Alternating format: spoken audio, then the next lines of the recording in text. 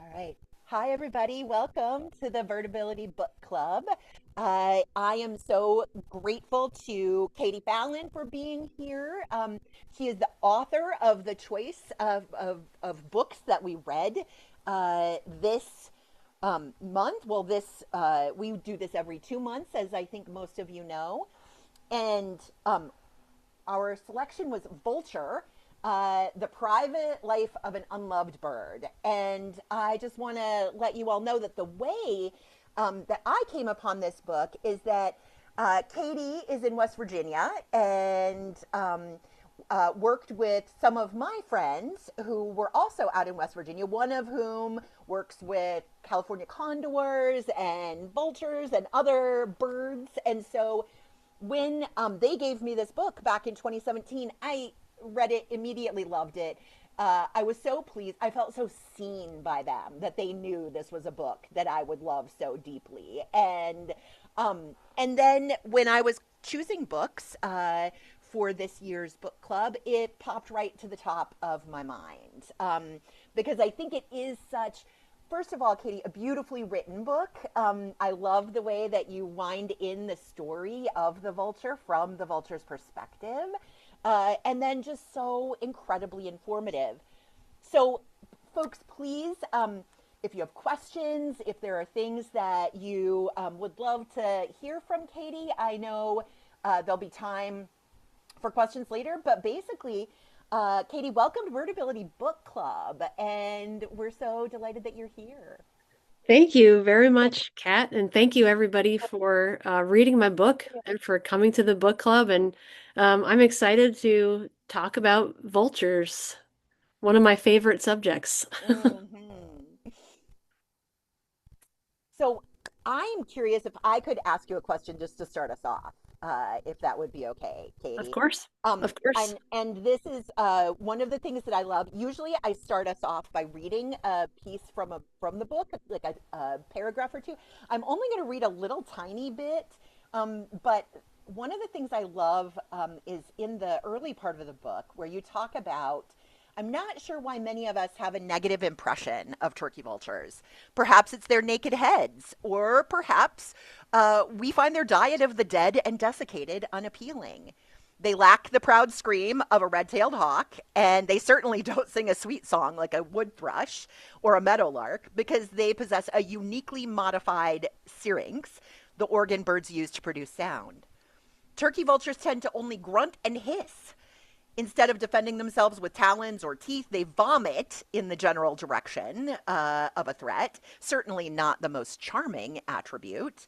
Above all, though, I think we dislike turkey vultures because they remind us of our own mortality and that life will continue after we die.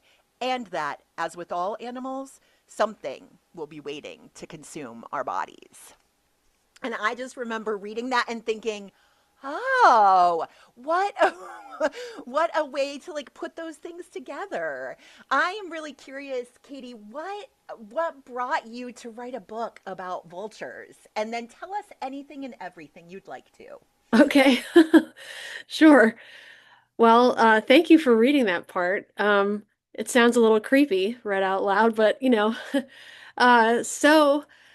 Um, where do I even start? So I started volunteering at a small wildlife rehab center back in 2000. So more than 26 years ago now, I guess. So I was only 2 years old then. No, just kidding. So, Yep. um, and we uh, admitted an injured turkey vulture. And I thought that it was just amazing and weird and fascinating. And the bird just kind of looked at us in a way that was different from how other birds looked at us. Like it sort of was trying to figure things out, it seemed, or um, nothing against, hawks or eagles or owls that we would get in raptor rehab also, but uh, vultures just have a different way about them. And I found them fascinating. So I thought I was in graduate school at that time, and I thought, oh wow, I should I should write something about this bird. This experience is really cool. I was in grad school for creative writing, but I loved wildlife, so I spent a lot of time. Oof, that was my dog. Sorry. No, dogs, kids, partners, welcome Sorry. on the They, Zoom Birdability Book Club. I'm gonna exclude them. Hold on one second. You bet. I just while Katie is excluding them. Oh yeah, you're back. Okay, Sorry, yay. it was fast. Goodbye, Sorry. Katie's dog.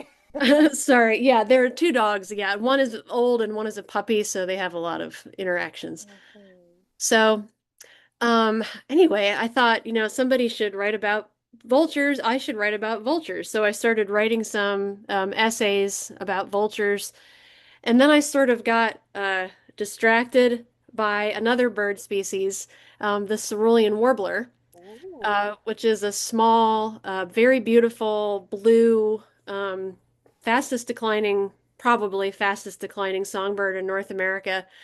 And we have more of them in West Virginia than any other state. So I I put my vulture project on hold and I wrote a book about cerulean warblers. And that came out in 2012. And then after that, I went back to the vultures and finished that vulture book. So I'm shocked that more people don't love vultures and that don't find them fascinating. And I know there are a lot of people who do love vultures, but whenever people just, make um, like, ew, a vulture or oh boy, that's an ugly bird or something, I don't get it. And I think that they are really deserving of um, all the appreciation that we can give them. Mm. Agreed. And by the way, I am wearing my turkey vulture earrings for the evening. My wife gifted me a pair of turkey vulture earrings. Again, my people know me, right? What when you were doing that work with the turkey vulture?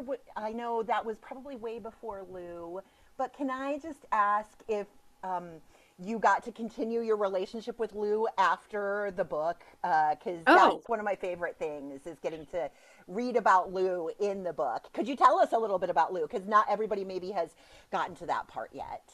sure. I hang out with Lou every day. Yeah. Oh, Lou lives at the nonprofit I work with, the Avian Conservation Center of Appalachia, which is a very long word, a very long name. So we usually say, ACCA. Um, but Lou is still there. So um, he lives with a roommate named Boris. And Boris is a female turkey vulture who was shot and is not flighted. And Lou, of course, was hit by a car and is pretty you know also not flighted. And they have a third roommate whose name is Cheryl. And if you can guess what species Cheryl is, she's a crow. oh, So oh, crow. so and the three of them get along pretty well together. Uh, they're kind of a funny trio. But Lou is probably the his handicap is fairly significant. He has to have a series of ramps and some special perches to kind of help him get around. But he's thriving. He doesn't miss a meal. And he and Boris sometimes will try to, kind of push each other um, off the perches and out of the way. So we ended up making very wide, flat perching for them so they can pass each other they can avoid each other more easily. But Lou's a very, very good guy, and he looks very. One side is sort of very handsome, very. I mean, at least in my opinion, and then his other side, he's like missing an eye, and um, his wing doesn't, doesn't really work, and it's he's a cool bird. He's getting a little bit older, I guess. I mean, I think he came in probably in maybe 2015, 2014, 2015. So we've had him for, yeah, more than 10 years. What a delight that you get to spend time still with Lou. I Oh, want yeah. to encourage folks who have questions to either put those in the chat or raise your hand. Um, Katie, did your work with AACW, is that what it was called? ACCA. ACCA. Oh, the W is West Virginia, right? In my head, Yeah. I've got a W. ACCA. Did that start after you fell in love with turkey vultures or before you fell in love with turkey vultures? Remind me. So we started ACCA after. So I was again volunteering at a small wildlife center, and then we left West Virginia, um, and we moved back to West Virginia after my husband finished veterinary school. And after we moved back here, we thought, there was a need for more. West Virginia doesn't have um, a lot of wildlife rehab, and actually in the state of West Virginia, until a few months ago, it was illegal to rehabilitate any wildlife other than birds because birds fall under federal jurisdiction. So our permits come from the feds. Most states have a state permit office as well, but West Virginia doesn't have one. And they did not permit any wildlife rehab. So mammals, reptiles, etc. But there only are really two or three other bird rehabbers in the whole state. So, and I think there's only one other rehabber that will do songbirds and waterfowl in addition to raptors. So we saw a need for it. So we did what seems like a crazy thing and started a nonprofit. Uh, so I loved vultures, again, back in the early 2000s, and we started ACCA in 2012. Mm, all right. All right. There's a question in the chat, if that's okay. Oh, sure. Uh, uh, Sarah says, I imagine it's very stressful to work at an animal rehab clinic, and serving as a vulture ambassador can't be easy. How do you maintain your optimism and enthusiasm for helping birds? Well, it's true. I mean, it can be upsetting to work with injured animals in any capacity. Um, and I think I just mentioned my husband was finishing vet school, so he's a veterinarian and works at a 24-hour emergency hospital for, dogs and cats and such. And then our rehab center is on the same property, and we have a small room in the back of the hospital where our injured birds come through. And then our non-releasable birds live about a mile away at we call it our outdoor classroom where the non-releasable birds live. But you know, it's hard sometimes to do wildlife rehab.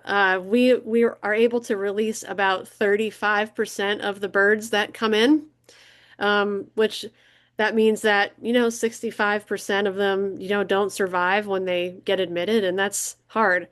It's especially hard when we get, um, birds that are injured on purpose, or, uh, I mentioned Lou was hit by a car, but his roommate Boris was shot.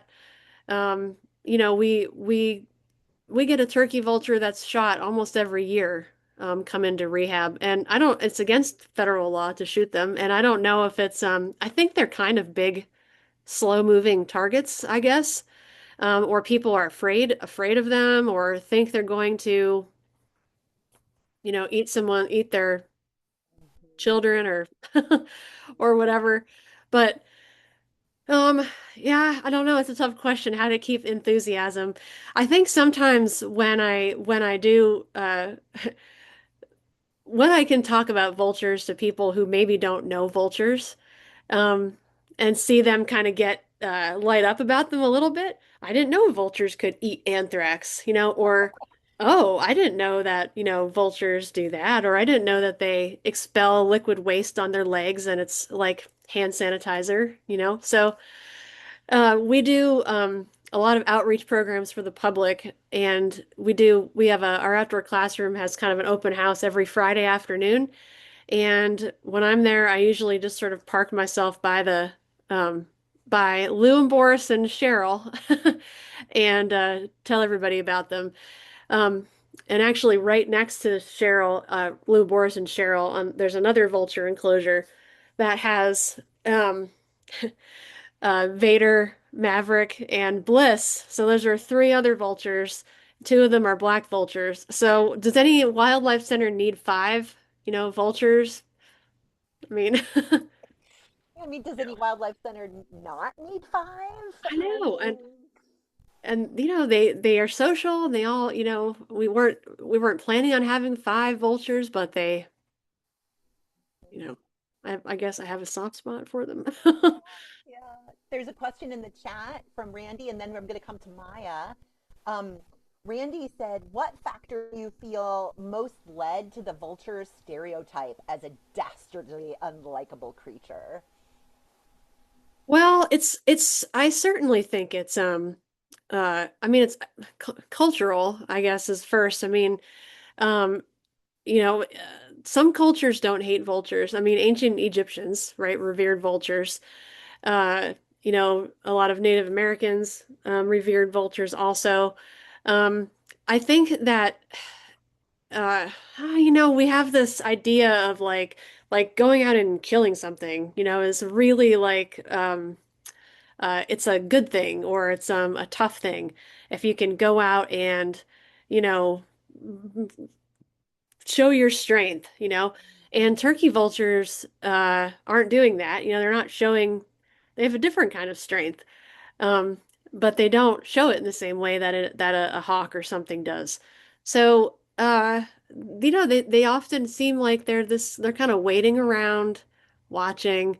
Um, wait, and it's the idea that they're waiting for something to die, I think creeps people out quite a bit. But I mean, we don't eat live things, right? I mean, it's not that creepy to eat dead stuff. I mean, it's so they can just do it without having to cook it first, right? So I think that they kind of hang out in groups together, and they sometimes, they sort of have that kind of hunchy, cloaked appearance almost. And they're dark. They're dark brown, black. They're not flashy.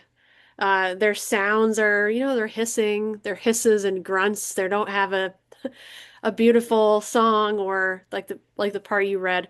They don't have some scream that sounds really dramatic. They kind of hiss and hunch around and wait for things to die. And I guess that translates to people as sneaky or dishonest or something when they're just doing what they do. They seem like the embodiment of skulking, to be honest, in many ways. And yet, like, Yeah. also their skulking is magical. Like, I that's part of what makes me really appreciate them, right? Yeah. Yeah. Very watchful. I mean, they're Yeah. very watchful birds. I mean, they're, our the non-releasable turkey vultures we have, I mean, they don't miss anything. I mean, they are constantly, looking um, and they know when a car pulls up the driveway. I mean, they're watchful, observant birds. I love that. Maya, if you want to ask your question, Yeah, I didn't first of all this is my first book club. I welcome. read Vulture like a month or two ago, and then I saw that there was on Instagram that there was a that this was happening, and I'm like, "Oh, I love Vultures. I love the book." And I when I read the book, I felt seen.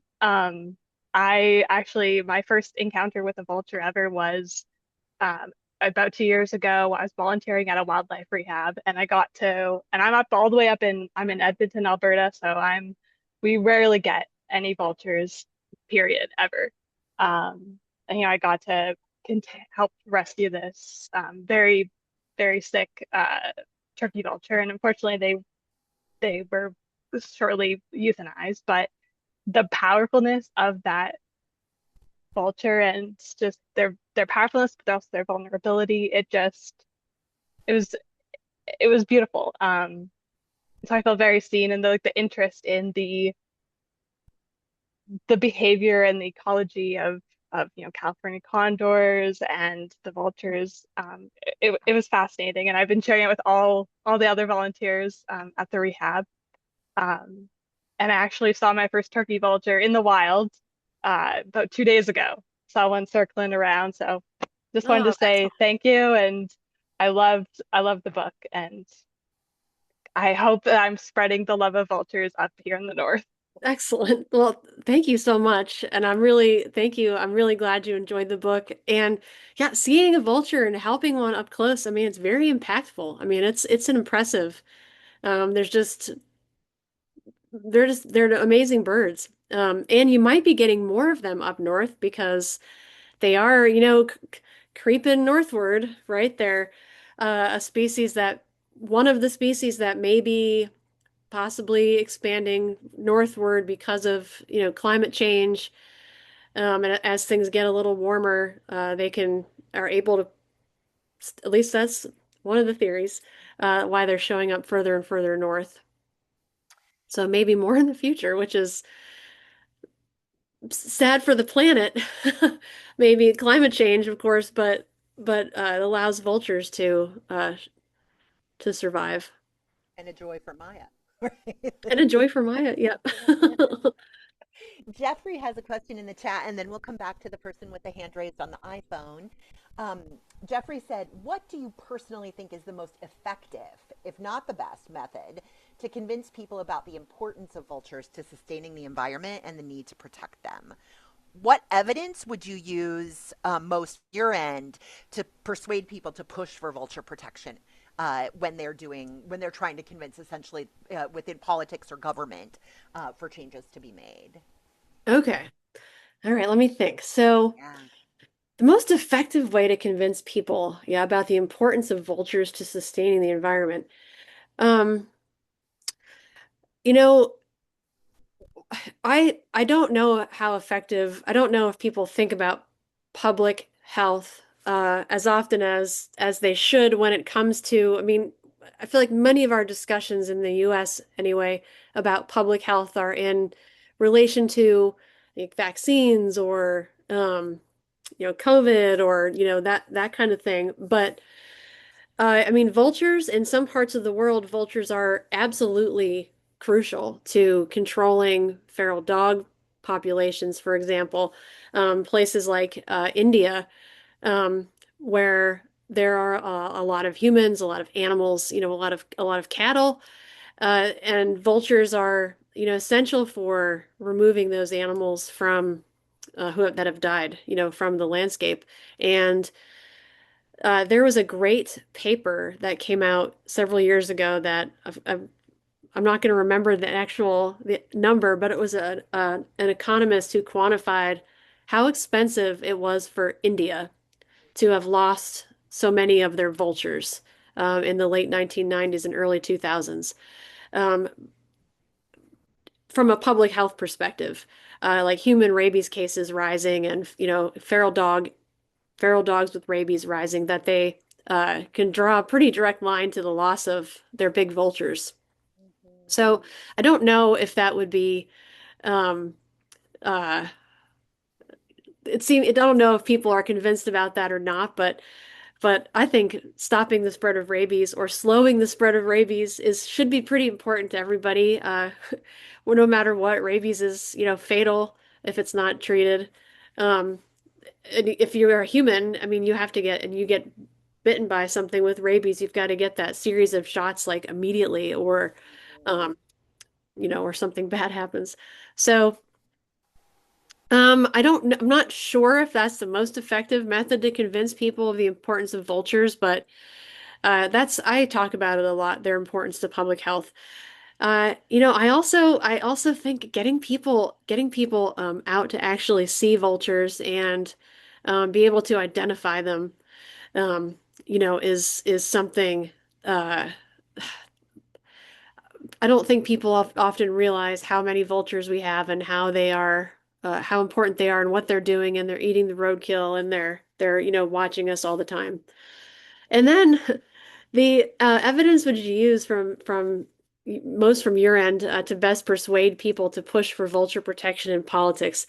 So, um, depending on where you are in the world, if you are in the eastern United States or maybe the Midwest, black vultures have a much worse reputation than turkey vultures. Black vultures get blamed for killing baby livestock uh, and adult livestock, and they get blamed for doing all kinds of things. And there is not a whole lot of evidence for them actually doing that. There's research underway. Various universities are trying to figure out how widespread is this? Um, and uh, if this is happening, why is it not happening everywhere? Why is it only reported in some places and not other places? And there are some states where uh, you can apply for a permit to shoot black vultures if they're on your around your cattle or your goats. Uh, so, uh, from at least from what I know, I saw a presentation from someone from the USDA APHIS. That would be the group that would be um, in charge of kind of one of the groups in charge of giving out those Mm, those permits. mhm, And the USDA APHIS agent seemed to suggest very clearly that they're trying to figure out how often this happens, and really nobody knows. Or they have documented like three, cases of black vultures killing baby livestock or something. So that's the biggest kind of political thing I see with vulture protection is that people in West Virginia, Maryland, probably Indiana, these area Kentucky, where they um, maybe didn't have a lot of black vultures in the lifetimes of the people in our lifetimes. So people call them invasive. There are some pretty racist uh, language about black vultures. Um, people calling them Mexican black vultures, and like they just mhm. use a lot of really unfortunate um,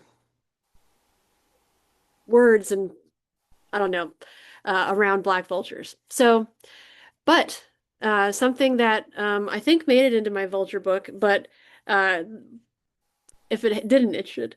I found the John James Audubon species account. So John James Audubon, 1827, he's putting together his field guide to the birds of North America, and he describes the range of the black vulture as extending all throughout the southeast up to Ohio, um, and through Maryland.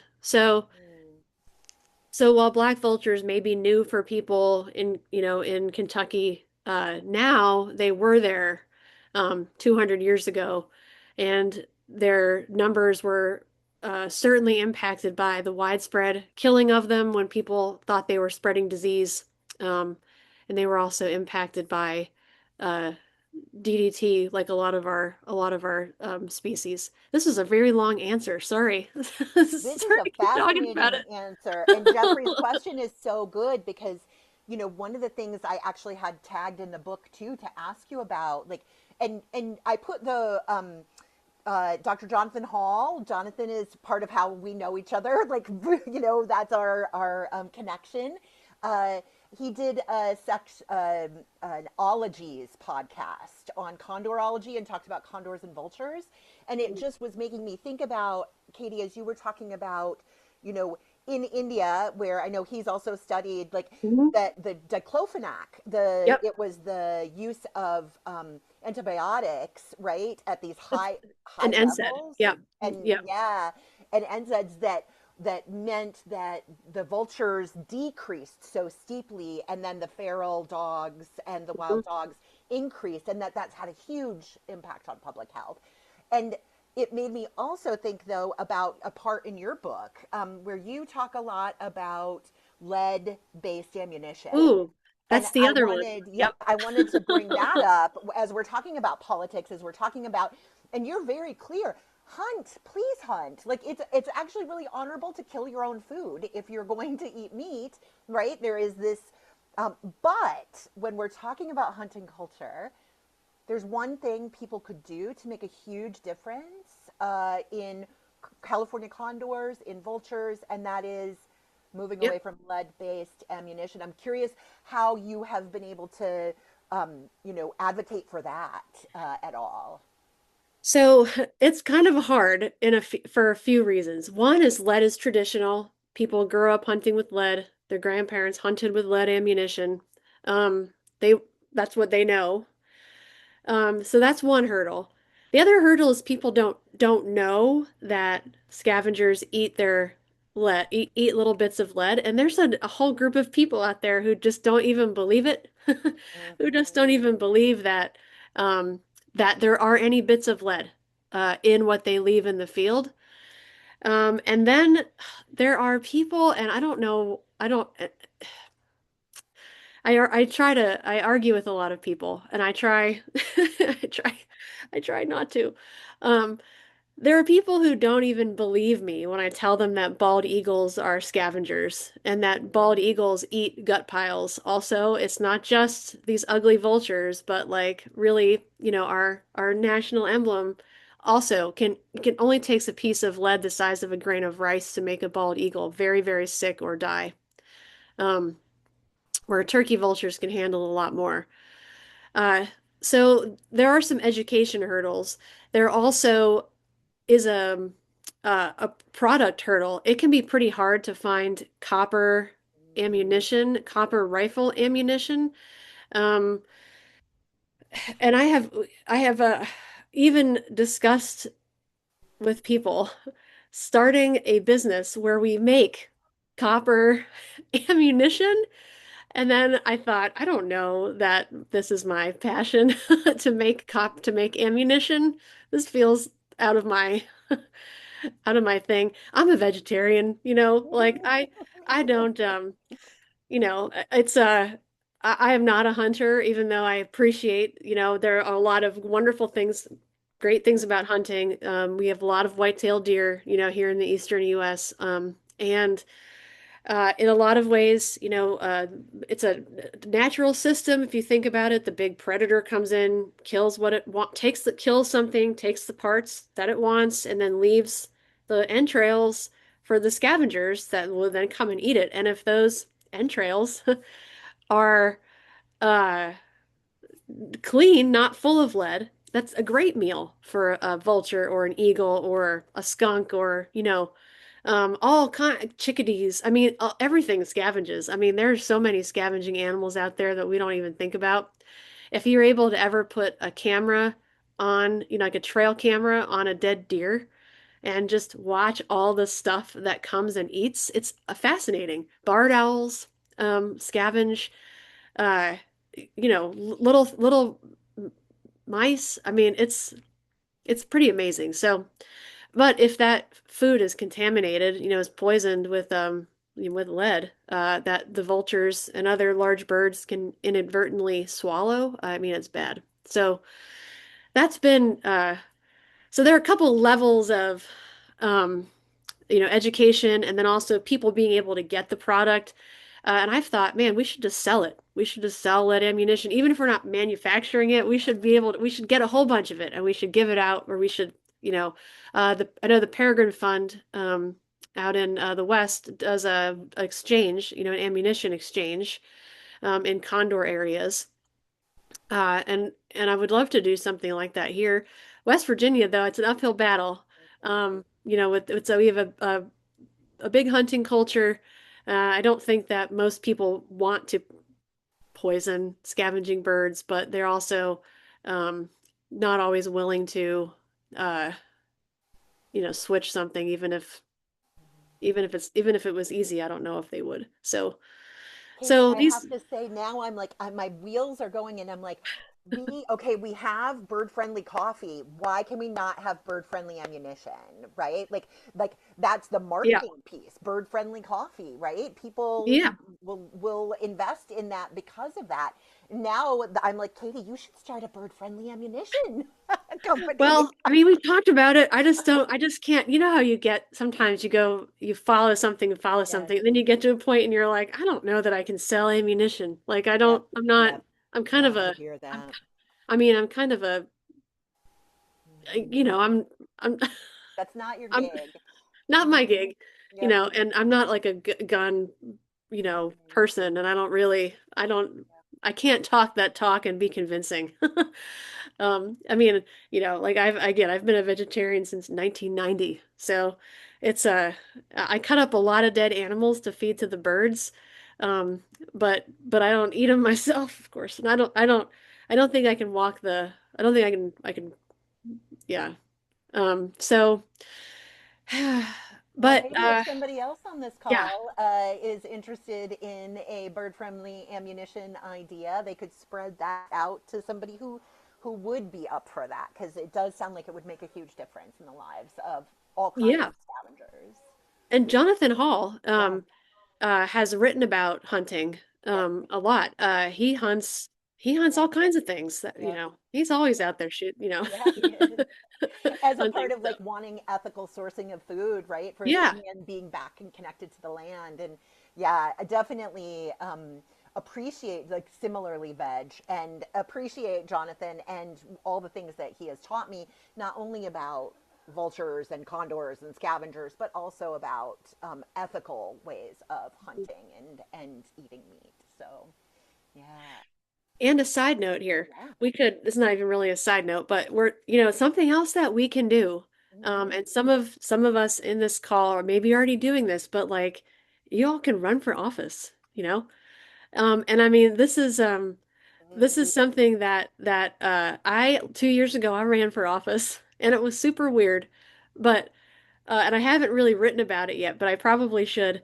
Um, I ran for the state legislature here in West Virginia, and I lost, which is fine, but I only lost by 138 votes. Yeah.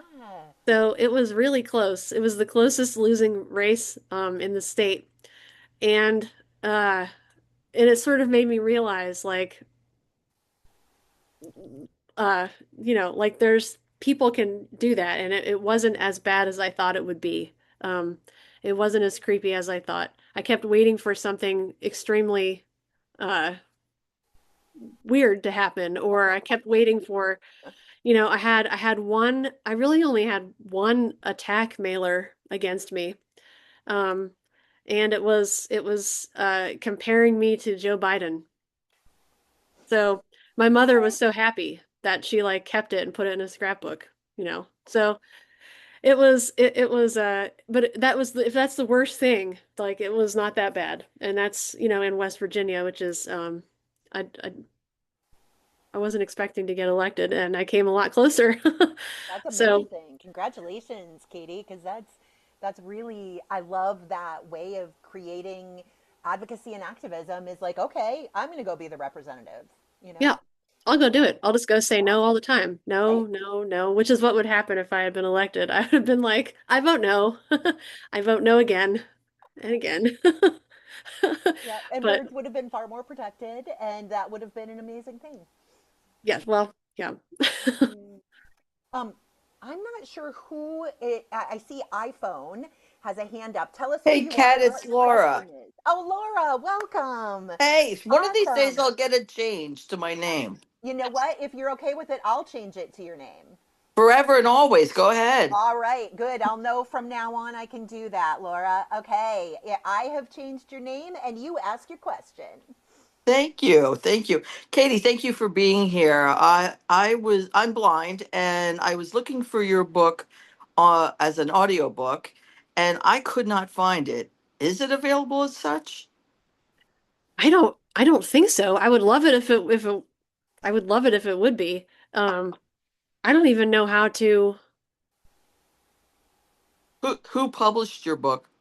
Brandeis. So funny, not really that funny, but kind of a funny story. The version that cat hat with the purple. It's got a purple cover. That's like the version that came out in 2017. Mm-hmm. Oh, and then a couple of you have it. And then it got so that was University Press of New England, and they went out of business, Oh. which is like every author's nightmare, right?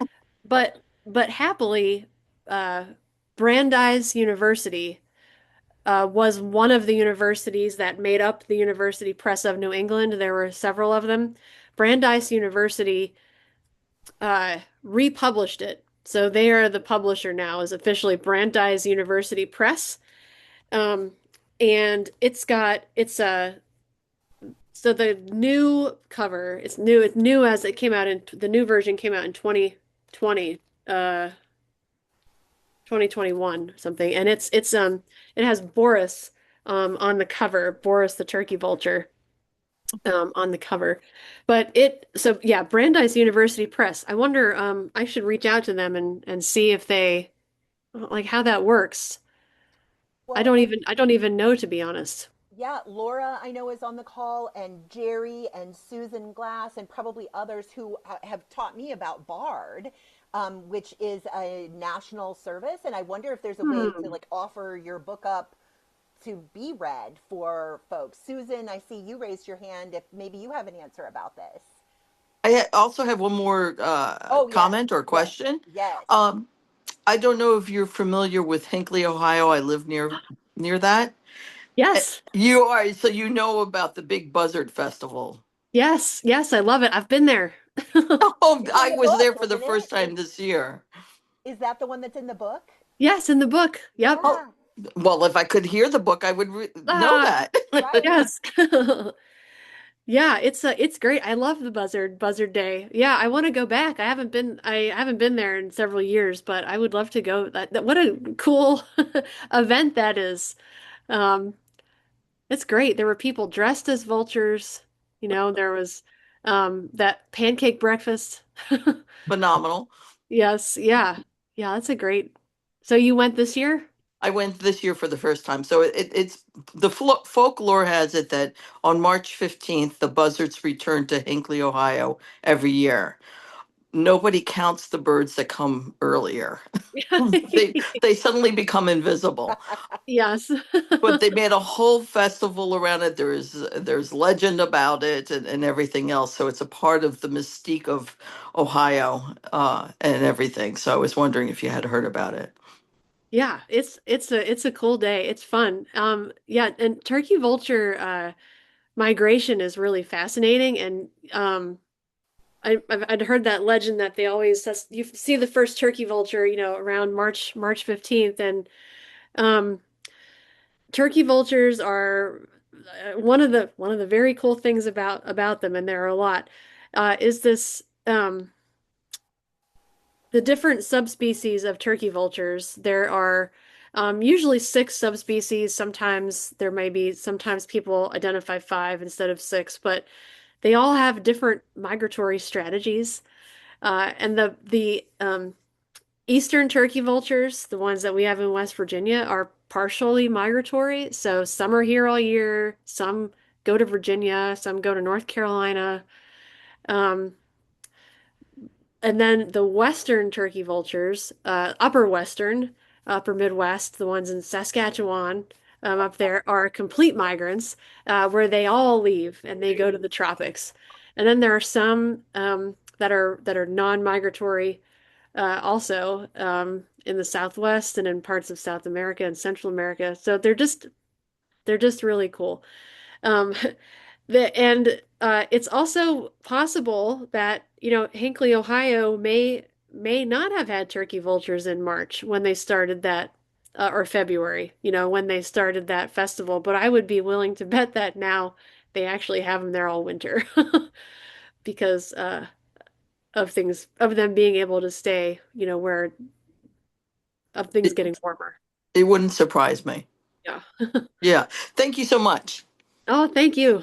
Hmm. Your question, Laura. And then Susan, I see you have your hand raised, and I'm hoping maybe you have an idea about how we can get Katie's book as an audio book, like Uh, read somewhere. Yes, am I unmuted? You are. Okay, okay. Katie, such a fabulous book. I am just blown away. I'm on my second read through because you Oh, can't absorb everything at once. What I'm also totally blind. What I ended up doing was going through Apple Books and downloading the book onto my iPhone, and the voiceover software read it to me. Ah, But there's a couple of options. One would be um, there is a service called Bookshare that can make the book available digitally, especially and the publishers give permission for that now. That's now legal, and then that can be downloaded either as a screen reader project or in Braille, which many of us read. mm, But what would be really cool would be if you read the book, and I think it would be fantastic if there were a way to get you hooked up with Bard, the National Library Service audiobooks. They have a lot of their own professional narrators, but there are people who read their own work. And I can't tell you how exciting it is when you hear an author read her own work. It's our equivalent of seeing your face. It is so brilliant and beautiful. And if you want to make a lot of people really happy, that would be a neat thing to do. Now, of course, another thing to do is just have it, professionally recorded, donating it, through Bard. I'd be happy to help um, facilitate that. I don't have a lot of ins and outs or anything, but I that would be really exciting. okay. Yeah, Yeah, I that'd be mean, great. yeah, because there's just nothing like hearing author voice read something. There's just nothing like it in the world. I think everybody would agree with that. Just a comment. I was at a local wildlife, a Baylands. I'm here in California, and I was at a Baylands um, refuge one day, and my guide, Corrine, was talking to me about the turkey vultures, and she said, they are the gentle undertakers. She said Yeah. they come in she doesn't see them as hunching and hovering, and they come in very quietly, Mm-hmm. and they go into an organism and they clean it out, and their heads have that little rough on top so they can get their head in there safely. And she said it's like if you ever wanted a comforting undertaker, that's your turkey vulture. And I just thought that was so beautiful. Yes, that's a wonderful description. The gentle undertaker. Yeah, I mean Yeah, they really are just they are the ultimate, recyclers, right? yeah. They take they take what's died and they turn it into their life. I mean, it's uh amazing. And there are a lot of cultures that um prepare, not maybe not a lot of cultures, but several that will prepare the dead for Mhm, vultures to come and eat. mhm. Um, you can even I have if you I mean, I have not seen any of these in person, but I know that there are some places you can visit. I don't think that you can see the vultures eating the bodies, but you can visit some of these areas in India and elsewhere where bodies are prepared and offered for vultures. I don't know if it's legal in the US to do that or not, but Colorado, sky. You can can you in have a sky Colorado? burial Wow. in Colorado. You can have a sky burial, which once you are just put out, then obviously vultures would, I'm sure, become part of the equation. Yes. In California, where are you was Mhm. that are you was It's Susan. Yeah, I'm you're in in California. you're in Yes, California? yes. The Lou the turkey vulture, is named in part after Lou Welch, the poet from California, Oh. who famously uh went out into the mountain and um presumably killed himself. But he wrote that poem, The Song of the Turkey Buzzard. Yes, yes, yes. It's beautiful, and there's an early one by Robinson Jefferson. Jefferson, he's Yes. watching, and he was talking about that.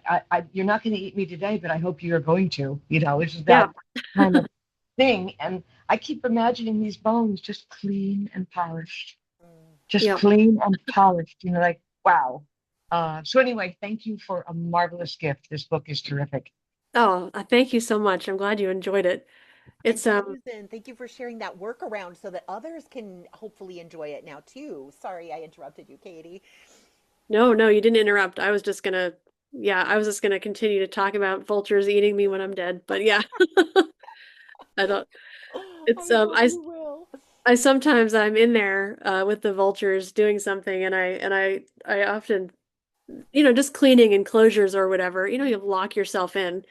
Um, and we have our doors on our enclosures are such that like I can fit my hand and open it from the inside, but the birds can't do it. And I think if I just were to die in here, how long would they wait but probably How it'd probably long be would they about it. wait? It'd probably be about a day. Okay, that was, I mean, Yeah. this is a good question. I feel like I remember in your book, though, that there, did I read it in your book or somewhere else, that there are vultures who sometimes will wait 20 or more days for something dead before they all come back and eat it? I think, well, there have been cases where like body farms, um, I don't, there's a couple universities that have those forensic, farms, and sometimes it takes vultures a long time to find, but bodies, but it could also be if if there's a lot of food available, or, if there's easier food, or, Mm. um, if it's nesting season or not nesting season. There's a lot of variabilities. But at least in my reading, it might things may have to be dead for about a day. Uh, but I'm sure I don't know I'm not sure how they studied that, but Sarah, I see you have a hand up. I do. Hi, Katie. Huge fan. I read your book. I have the purple version when it first came out, and I just wanted to thank you because many years ago, I worked at a tech company, and they had sort of like grown-up show and tell, and I did a presentation about vultures and why they're wonderful and why people should love them. And there were a few people. I used Rosemary Moscow's Bird and Moon comic about vultures. I'll drop a link to that. I'm sure you're familiar with yes, it. yep. I'll drop a link to it in the chat for everyone else. But I tell you what, I made some friends after that show. People came up to me and told me how much they love vultures. One person said, "Oh, my girlfriend used to work with black vultures. They're so cool." So I just want to thank you because thanks to your book, I have made so many new vulture loving friends, and we're still friends to this day. Oh, awesome. Well, thank you, and good job making vulture friends. I mean, it's a lot of I think there are a lot of, closet vulture lovers out there.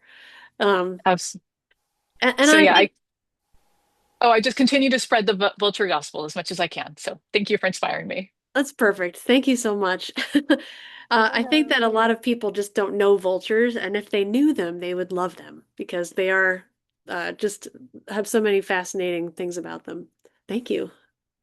I want to read in the chat also, Oh, Katie, somebody said to add on to Maya, my friend and I were inspired with the help of Katie's book to create and lead a aw. hike on Vulture Awareness Day last September. And again this year out here in California. It's been fun to learn more, and Katie's book has definitely been a vital part. Thank you for letting me crash your book club. Uh, Aw, awesome. Delighted for that. Well, thank you. That's great.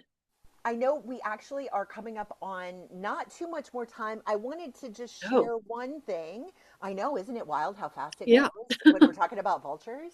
Um, I wanted to share one thing. I had put it in an email out to folks about the reminder for tonight that there is a vulture haiku contest, which just seemed like that conversation we were having about poetry and vultures felt like I really needed to like uplift that. I sent a link to everyone. It's the PS in the last email that I sent out, reminding everybody about this call. And you can submit a vulture haiku that will then be placed along a walk at the Vulture Center, or I think it's the Birds of Prey Center in Florida. So it's Florida Audubon, I think, that is doing it. And it just made me think of it when Susan was saying, the gentle undertakers. I was like, well, that's a part of a haiku if I've ever heard it, right? Like, um, so I wanted to uplift that. And then, Katie, one of the questions that I was really hoping to get to ask you, if it is okay, um, is about. Um, so wait, I gotta go find my list of questions because if you could take our birdability community to one place to experience vultures, where would you take us? And what do you think we would come away understanding that we might otherwise miss? Hmm. Well, let me think. Okay, so Great Vulture Place. Mm-hmm. Uh, so there are a lot of really cool places to see vultures or to be around vultures. Um, uh, but there, this is not necessarily turkey vultures, but going to, if any of you have ever visited the Vermilion Cliffs uh, National Monument, which is on the Arizona-Utah border, it is where the Peregrine Fund releases condors. After the condors have been treated for lead toxicity, or if they are young condors that they're releasing, there are some pens up on these cliffs where they release these condors. And it's remote and sort of difficult to get to this location, but it's just an amazing desert, very rugged landscape. There's also, so if you, and I saw five California condors there, um, which was really, really incredible. And there's just a little pull off on the side of the road. And there are some signs about condors, and it's windy, you know, and you can really feel uh the heat and the wind and the you know, just the desertness, ruggedness of it. Um, but it's the difficulty in getting there and the remoteness makes it a place that's not, I don't think it's visited very often. Not far away from that condor viewing area, there's a place, I wrote about it in the book. There's a place, a bridge, um, Marble Canyon. I'm trying to think, describe where it's on the border of Navajo land. Mm-hmm. And it is this bridge that goes over the Colorado River has condors on it sometimes, roosting on it. That you can just stand there and look at the bridge and see condors perched on the bridge, which is really amazing. There's, you know, only what's 600 or something condors in the world, and you can see them several perched on the bridge. But also getting to that festival in Hinckley, Ohio would be pretty cool if you are a vulture lover. I mean, it's great. Also, if anybody, speaking of places in Arizona, the Arizona Sonora Desert Museum in Tucson, if any of you are down that way, has a beautiful turkey vulture display. They have some non-releasable turkey vultures that you can see, but they also have a lot of informational, interpretive displays about turkey vultures, and it's very well done. I think it's, in my opinion, very well done.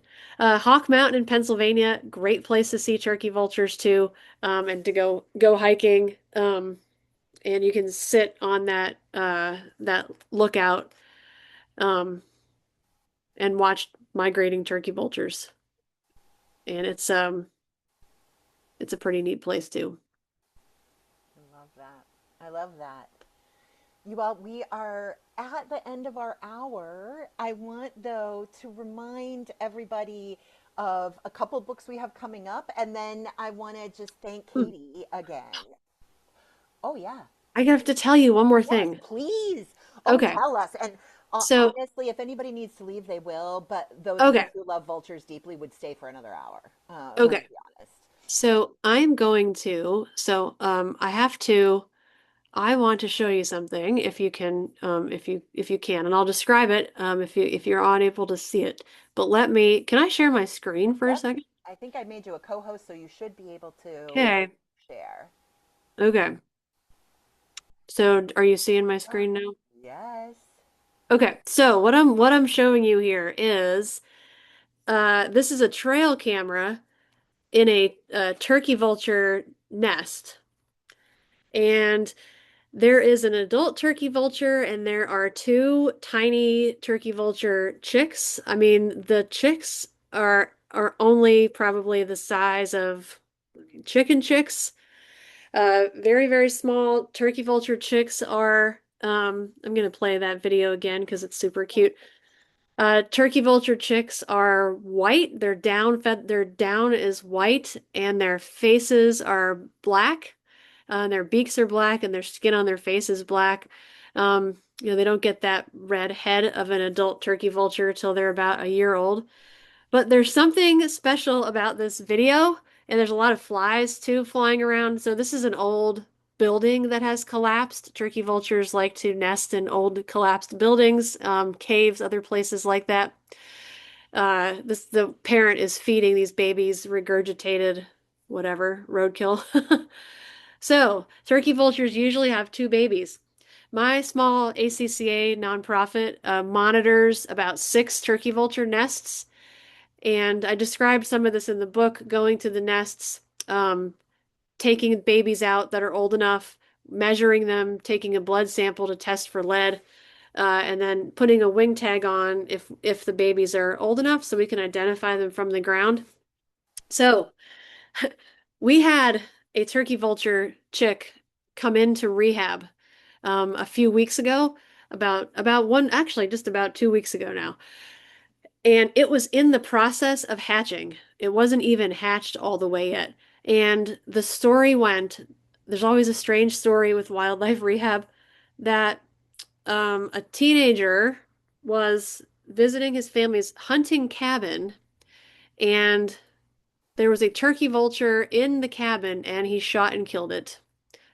Um, for whatever reason. And then he discovered that uh, there were two eggs. So that was certainly the turkey vulture just nesting, in the cabin that was unused most of the year. So this teenager took the eggs home and put them under his pet duck.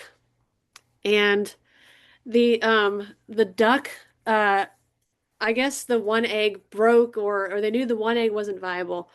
The other egg started, when it started hatching, the mother of this teenager was like, okay, we got to get this. They thought it was a hawk. They didn't know it was a vulture. They said, we can't have this hawk in the nest with your ducks. So they got this baby to us that still had, coming out of the egg, sort of still the egg on it. Um, we were like, that is a turkey vulture. It's not a hawk. Then we had this tiny, tiny, tiny baby turkey vulture, and they're pretty difficult to raise without them becoming really accustomed to humans. They imprint on what's raising them, like a lot of raptors. And we thought about putting the baby with Lou and Boris to see how that would go, but they haven't. I mean, we don't know how that would go. So we had a camera on a turkey vulture nest where one of the eggs was broken and wasn't viable, and there was a new hatchling. So we snuck that baby in this nest. So now we've got cameras on it. So one of these babies, I don't know which one it is anymore, but one of these two babies was the baby that was brought to us in an egg. Oh, best story ever. I mean, And, terrible and wonderful and oh, yep, and the adult turkey vultures just took it right in and cared for it immediately. wow. So I thought that was a good story to share. And we're gonna be, seeing these. This is probably a nest when these babies are big enough that we will visit and take blood samples and measurements and do the whole thing. But That's amazing. And your work is like helping then this tiny baby turkey vulture have a chance at life because you founded a mama. found a mama. Yep. You founded a mama. Oh, that's the sweetest thing ever. Oh, and there's the Wow. date right on there. Yeah, June 30th. Yeah, so 2 weeks Yeah. ago. Yep. Wow. Yeah. And how fun to know you will get to most likely go back and interact in that way of measuring and taking blood and Well, getting to see the chick hopefully again. yeah, and I realize now we should have marked it somehow. Like with Sharpie on a toe or something, Right? just to because I don't know. They're both about exactly the same age. So you may But not recognize even moving forward which is which. no, probably not. Yeah, but that's okay. But it's just and this is a little bit late for turkey vultures. Most of the babies here are older than this, and it was just good fortune, I guess, that we had one late nest that we could sneak this baby in. That's And we were awesome. so careful when the baby first hatched. We only had the baby for, a day or two before we put it in this nest. And we like were very careful about keeping the flies off it, and like we were giving it very keeping it very sort of sterile. And then now it's, on the floor in a barn, and there's flies everywhere. And you can even see some bones and stuff Yep. in this video. Yep. Oh well. Back where it belongs. Yep. Back where it belongs. Katie, this has been so great. Thank you so much for joining us and answering questions and telling us stories. And thank you for your book and the ways that it has introduced people to the joy of vultures. I am so appreciative. Um, I am Thank you. now, I'm like, oh, I dropped into the chat the link to Cerulean Blues. Oh, And thank now I'm going to go read that one, and maybe that will be a book club selection at some point down the road. Um, I'm That really one's more excited about depressing, that. I gotta say. A little more sad than this one, but Yep, we do all kinds of books, okay. so that is no trouble at all. I want to remind folks that our next meeting is September 16th, and that we are reading Turning to Birds by Lily Taylor. This is a new book by the actress Lily Taylor. She wrote Turning to Birds, The Power and Beauty of Noticing. And that is our book for September 16th. And then on November 18th, I am so excited. Susan Glass, who was talking with us a little earlier, wrote a beautiful review that'll be going soon up onto our website for Birdsong by the Seasons by Donald Kreutzma.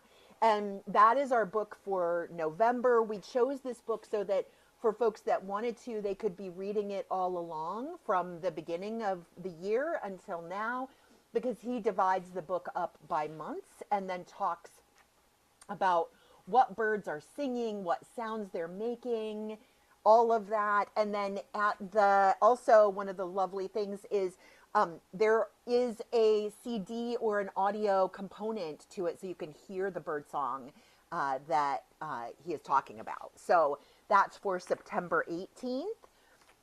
Um, Katie, how else can people find your work? We put in the chat the ACCA, and we put in the chat Cerulean Blues. Are there other places where you are still writing?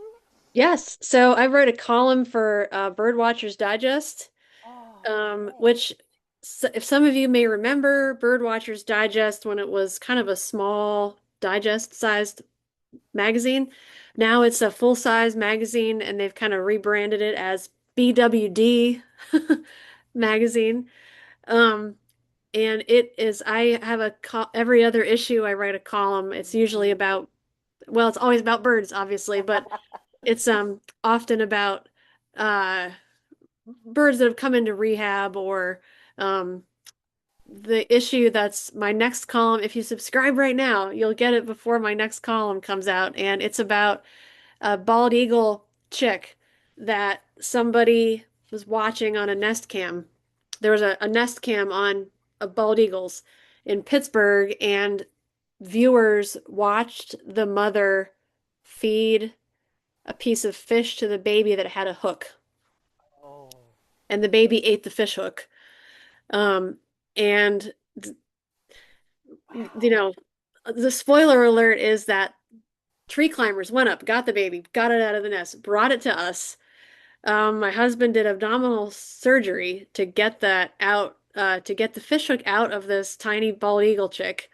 We had the bird for 10 days, and then we put it back in the nest, and the parents immediately took it back, raised it, and it fledged like a week ago from the nest.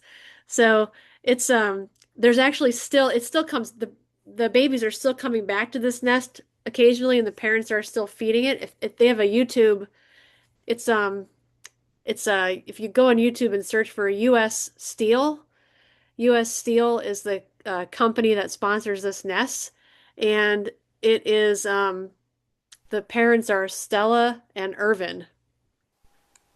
So I if you love look it up on it. YouTube, and the baby is named Hutch. Hutch. So there's a And whole that's we get to read about it in BWD next yep, time. yep, Amazing. next issue. It should be the next issue. Yep. Well, and I am about to put, if somebody else didn't already, the Nest Cam link into the chat. Oh, yes. Good Because I idea. just went and found it, of course, immediately. Because yes, Did you uh, find it? Did I you? did. Yep, Yep, there it excellent. is for anybody that wants to get to check out Hutch and Oh, celebrate that story. yep. Oh, sorry. I just turned it on and now it's loud. Hold on. Oh, there's no babies in there right now, but yep, that's the nest. Amazing. That's Thank you great. for your work, Katie. Thank you for your writing work. Thank you for your conservation work. Thank you for you and Jesse's amazing work saving birds and rehabilitating them and reuniting them with parents. Like this has just been so great, and I'm really, really um, thankful that you were able to join us tonight. And thanks to all of our birdability community who came out and obviously are already Katie stands. Like clearly everybody was like, "Hey, here's one I have from 2017." So Well, thank you very much for having me. This is great, and thank you for, the work that you do. Very absolutely. important. Absolutely. Thank you to this community for all of the fun we get to have together at Birdability Book Club. And I really do hope to get to be back with you all on September 16th when we talk about Lily Taylor's Turning to Birds, friends. All right. Have a good night, everyone. Nice. Thank you. Thank you so much, Katie.